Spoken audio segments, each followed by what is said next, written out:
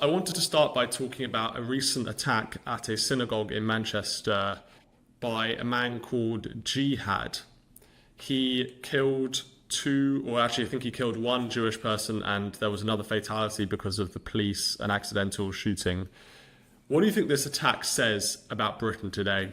It's grim, isn't it? I mean, we're literally importing jihadis into the UK.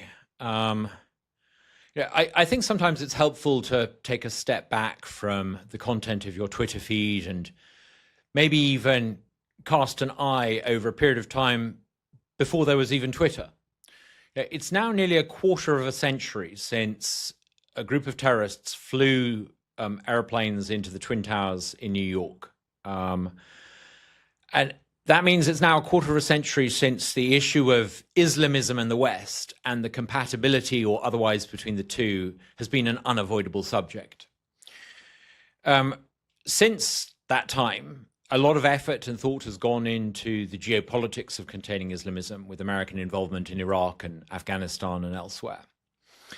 But there seems to be almost a complete unwillingness in the 25 years since that terrible day in 2001, a complete unwillingness in the West to ask some of the implications about what it means in the West, the compatibility of Islamism and the West in the West.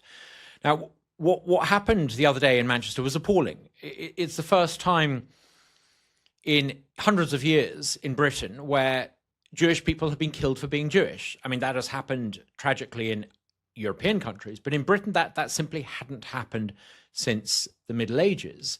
And yet this is now happening in the UK. But I don't think we should make the mistake of thinking this is some sort of isolated incident. It's only an isolated incident if we choose to forget reality. I did a bit of research before coming on the show, and there have been dozens of similar incidents. There was the Parsons Green attempt when a man called Ahmed Hassan tried to blow up an underground train. He was an import from Iraq. Then, of course, there was the Manchester Arena atrocity a few years before that, where 20-something largely teenage girls were murdered by a man called Salman Abedi, whose parents were from Libya. I could go on. There's the Derby terrorist, which mercifully failed, a man called Munir Mohammed, an import from Sudan, who tried to commit atrocities. Then there was the London Bridge attacker, Rashid Rudani, I think you call him, who killed 8 people in 2017, an import from North Africa. We seem to have these incidents and then somehow forget them. But actually, if you join the dots, we've had a consistent problem of importing or allowing in to the country people like the suspect in Manchester, who came to this country, I believe it was in 2006, as a child from Syria. They come into this country. They have values and belief systems that are incompatible with Western cultural norms, and then they lash out and commit these terrible atrocities. We need to wake up. We need to recognize that there is a serious problem here. I don't think what happened in Manchester the other day was an isolated incident. It is a consistent pattern, and it's a pattern that our governments are choosing not to recognize and act on. Jihad al-Shami, this is the Manchester murderer.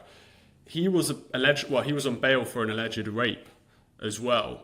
What do you think that says about our justice system? Because a lot of these people are actually on, the prevent watch list. I don't think Jihad was, but for example, Axel Radabakana, the man who murdered all those little girls at the Taylor Swift dance class last year, he was on the prevent watch list.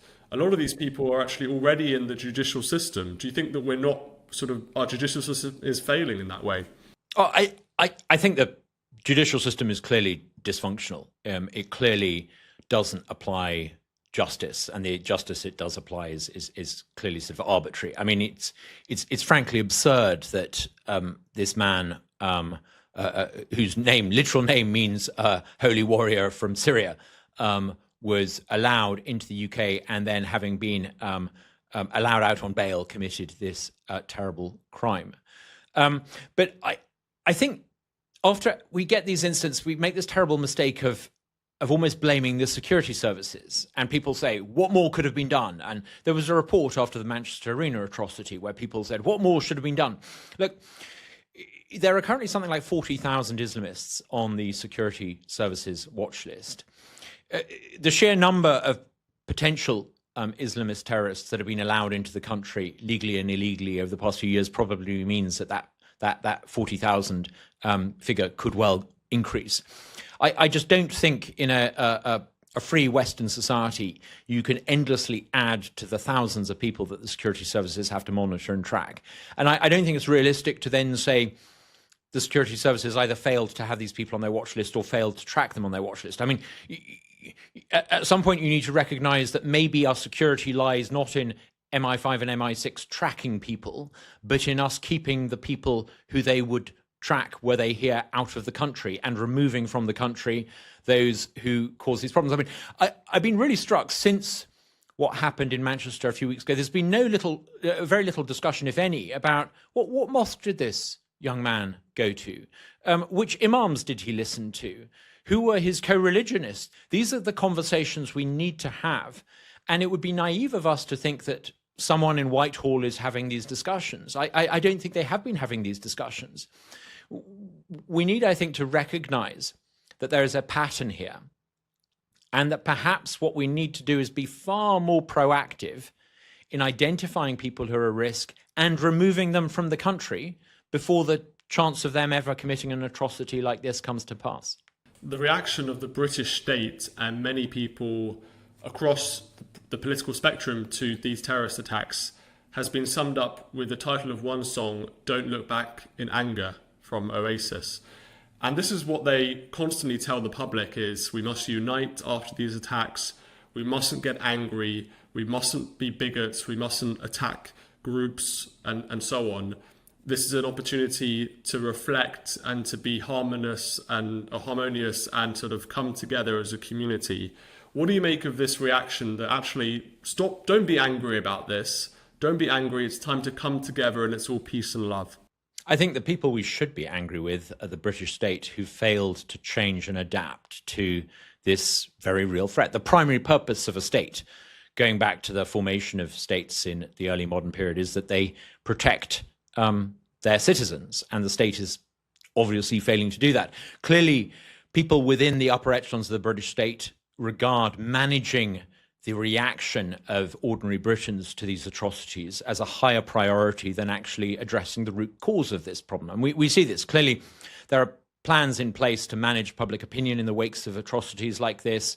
The upper echelons of the police and probably the College of Policing have protocols in place clearly where they try and respond according to a playbook. The delays in releasing information about the suspects in the wake of attacks like this. There are then clearly attempts to emphasize things that detract public opinion from the conclusions the public would otherwise draw. I think the state officials that play these games are playing very, very, very dangerous games. Clearly, managing public opinion is not going to work if you have a persistent pattern. These are not lone wolf attacks. These are persistent attacks that are being made by people with an agenda. You could perhaps get away with the idea that the public should not look back in anger and sit around kumbaya and light candles for a while. But can you continue to do that when on the streets of Britain, week in, week out, large numbers of people come out and support a terrorist group, Hamas, that clearly is in the business of wanting to attack Jewish people? I mean, Hamas 2 years ago went and massacred large numbers of Jewish people in Israel. Can you really pretend that the sympathy for that Islamist ideology and agenda is consigned to a handful of bad apples who commit these atrocities when you get large numbers of people coming out and supporting Hamas, a terrorist organization? So, I think we need to have a bit of honesty and integrity from the British state. We need to recognize that these are not just a few bad apples, a few Islamist radicals that need to be contained. There is a genuine problem of Islamism, that is not Islam, but of Islamism in the West. We need to address it. It's not just about a few individuals. It's not even about the 40,000 people on the security services watch list. It is a bigger problem than that. And it requires us to have a strategy for dealing with it that is robust, that is preemptively aggressive in removing people from the country. And if we don't do this, we will end up in a very dark place. I can't be the only person in the Western world that doesn't want to share my country and my society with Hamas supporters. I think most people in Britain and America and the West will not want to share their country with Hamas supporters. Therefore, we need to begin to implement policies that make sure that we don't share our country with Hamas supporters. Instead, the state has run PR programs and, frankly, demonized and picked on a handful of people hot-headed people who perhaps have said things online they shouldn't have said and perhaps behaved lawlessly at protests. Look, that is not a successful strategy for containing this problem.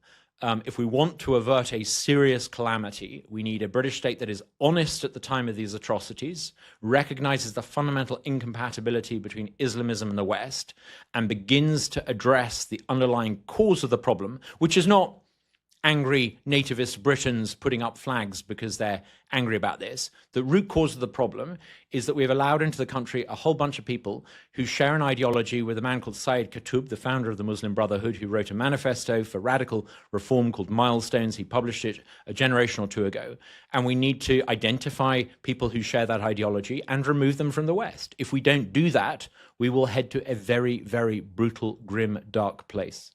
After this terrible attack in Manchester, David Lammy, the Deputy Prime Minister of the UK, he was giving a speech at a memorial service and some local people heckled him, particularly criticising the Labour Party position on Israel-Palestine, supporting, the Palestinian cause against the Israelis, with this group of people who obviously believe that Israel is committing some kind of genocide in Gaza and so on. Do you think that the Labour government, in appeasing these pro-Palestine and some people who are pro-Hamas, this group, is enabling anti-Semitism, is enabling the kind of attack that we saw last week? I saw that. I saw David Lammy speak in front of that group of, I think, largely Jewish British citizens, and the anger was palpable. It was slightly reminiscent of a video I remember seeing as a young man when Nicolae Ceausescu, the former dictator of Romania, gave a speech and the crowd started jeering, and the look of sort of disbelief on his face when the fantasy narrative that he had been peddling for years clearly met with reality. And we saw David Lammy's fantasy kumbaya, let's all light candles narrative meet reality. And you could see on his face this expression of disbelief. He simply doesn't have the ideological, intellectual solutions to today's problems. He has no credibility. He knows it. The crowd knows it. And what was fascinating is the look on his face as he knew that the crowd knew it, that he was out of his depth. If the British state and the officials at the upper echelons of the British state are out of their depth, then I think we have a problem. It's extraordinary that only a few weeks before, the Prime Minister of the United Kingdom, clearly in concert with the Prime Minister of Canada and I think the Prime Minister of Australia and a handful of other countries, had obviously decided, and I think the French President had decided in concert to recognize Palestine. Clearly there's some sort of orchestrated effort by the deep state in all those countries to do this. I think it's notable that America hasn't joined in that effort. I do think it is obviously quite offensive to Jewish people who see that an organization, Hamas, that has targeted and killed people in Israel because they're Jewish, is being rewarded in this way. And now we see the payback. There's no gratitude for recognizing the Palestinian state. There's no sense that somehow we can now begin to reconcile. There's no possibility of what happened in Northern Ireland, which is where one side moves forward an inch and the other side moves forward an inch. In Northern Ireland, it's possible to find a solution with people on the other side simply because they have a price and a rational price, and you can, however painful it might be, find common ground. You can't find common ground with people who want to kill you.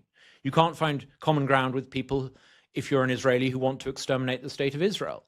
And we can't find common ground with people who live in Western societies who share that ideology and share that goal and share that ambition. Because make no mistake about it, if you share an ideology that wants to exterminate Israel, you're also in bed ideologically with people who will then want to exterminate the West.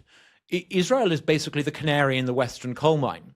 If Israel gets into trouble, the people who wish Israel ill are not going to be friends of you and me, Stephen. They're not going to be reconciled to the Western way of life. Israel will be first in a long march, and we need to wake up and recognize this. I want to talk about some statistics from an opinion poll done by the Henry Jackson Society after October 7th of British Muslims. It found that just one in four British Muslims believed that Hamas committed murder and rape against Israeli citizens on October 7th. Almost half of British Muslims said that Jews have too much power over UK government policy.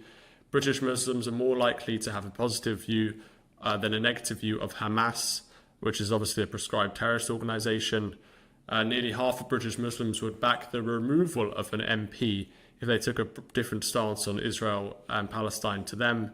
52% want to make it illegal to show a picture of the Prophet Muhammad, and 32% of British Muslims favour the implementation of Sharia law, and the same number the declaration of Islam as the national religion. What do you make of these extraordinary figures that showing that vast numbers of British Muslims, and we're talking about millions of people here, either support terrorist organisations, support the implementation of Sharia law or Islam as the official religion of Britain, and have extremely odd views on whether Hamas actually committed terror and murder and rape on October 7th? It's deeply depressing, isn't it? And it must be, spare a thought for how depressing it must be if you are a British Muslim who lives quietly, obeys the law, believes and follows their faith, but not in an extremist way, and wants to get on as a fully integrated member of British society. It must be profoundly depressing for those sorts of people to find that many of their co-religionists, frankly, share an ideology with an extremist terrorist organization. But I haven't seen the data, but I suspect that if you broke the data down by age and demographically, it would probably, I think, be even more depressing, because I think it would probably show that second, third, and fourth generation Muslims born in Britain, far from renouncing some of these beliefs, actually were more prone to support Sharia law and more prone to extremist views towards Hamas. One of the problems we've got in the West is that we have allowed people with an Islamist ideology to radicalize second and third and fourth generation Muslims in a way that no government in the Muslim world would tolerate. It's quite striking, I think, to ask the question, would the government of the United Arab Emirates or the government of Egypt or the government of Jordan tolerate the radicalization of young people in their countries the way that we have turned a blind eye to the radicalization of young Muslims in our countries? So I think we need a strategy that I had always assumed after the September 11th attacks 25 years ago, that someone in the deep state would be thinking about this, but clearly they haven't been. Clearly no one has been addressing the issue. How do we deal with the imams? How do we deport the imams? How do we cut off the sources of funding that allow the expansion of mosques and radical Salafist ideology in the West? And how do we make sure that young Muslims in Britain increasingly integrate with British society? What seems to be happening is the very opposite of that. We seem to have a situation where the longer and the more generations that pass, the less integrated and the more radicalized. As I said, I don't think any Arab government would tolerate this in their countries. They understand the real danger of radical, unchecked Islamist ideology. We now need in the West to recognize that we mustn't allow Western liberalism to allow this virus to run free. If it does, we will incubate it and it will bite us. So yeah, I think it's deeply depressing. But don't be angry with Muslims. Don't be angry with Islam. Be angry with the failures of the British state that have allowed radicals to radicalize unchecked. That is the real issue that we face. What is it that every government we've had over the past 20 years done about this? At the moment, what they've done seems to be the sum of very little. To what extent does Islam impact or influence British politics today?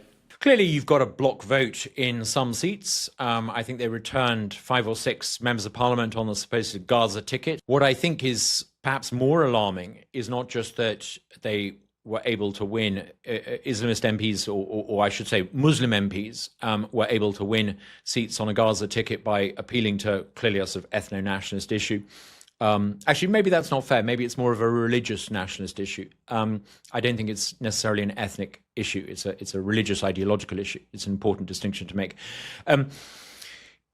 What's even more depressing than that is that there were a whole range of seats where actually some of these challengers on the Gaza ticket came very close to unseating particularly Labour MPs. And I think what we're beginning to see now is the Labour Party panicking. They're clearly unpopular. They're not doing very well. And they're looking to the next election and they realize that they're in grave danger of losing a whole raft of seats, not just to reform, but because a lot of their traditional supporters might vote for a so-called Gaza ticket MP or candidate.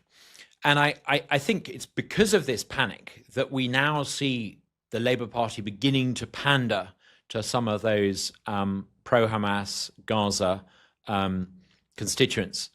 I think this probably explains why ministers on the very day or the week, I should say, of the atrocity in Manchester, I noticed that a Labour minister tweeted out that a cohort of Gazan students had been allowed to settle in the West.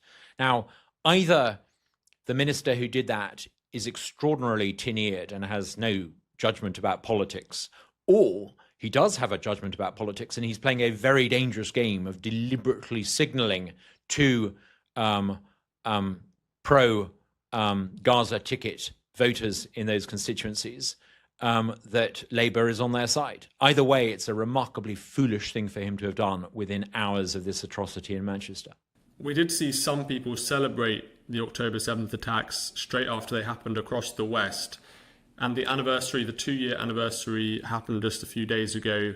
Again, we saw people out there protesting against Israel in favour of Palestine, even on that day, the anniversary of those terrible massacres. But there is also good news. It looks like there's some kind of peace agreement between Hamas and the Israelis that's about to be enacted. First of all, what do you make of these people celebrating? And second of all, just some thoughts on this peace agreement and what do you think about that? I mean, I'm a free speech absolutist. I think unless you're actually doing something or protesting something or saying something that directly incites violence, I think if you want to be a jerk, you have the freedom to be a jerk. But I think we should call them out for being jerks. It was extraordinarily crass, frankly, on the second anniversary of the terrible terrorist attacks in Israel to be out on the streets protesting. I mean, we should see it for what it is, a utterly repulsive thing to do. I don't want to share my country with people who behave like that. I think it's absolutely repulsive. But I don't think the answer is to somehow try to ban slogans or ban flags or to ban umbrella protest groups. I mean, I think that's a ludicrous game to play. I worry. I don't worry so much about Israel.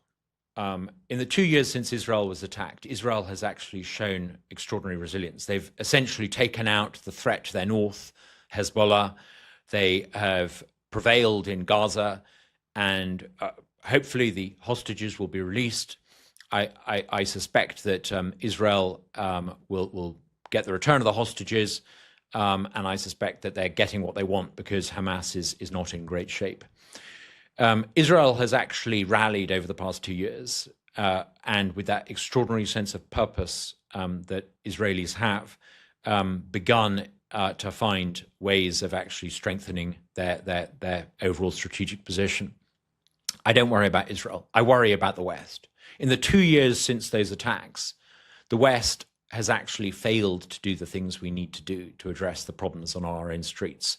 So, it's the West that is in dire straits and that lacks moral purpose and courage to address its Islamist problem. Israel has recognized its Islamist problem and is dealing with it remarkably effectively. Douglas Carswell, thank you so much for joining us. Wonderful. Thank you, Stephen.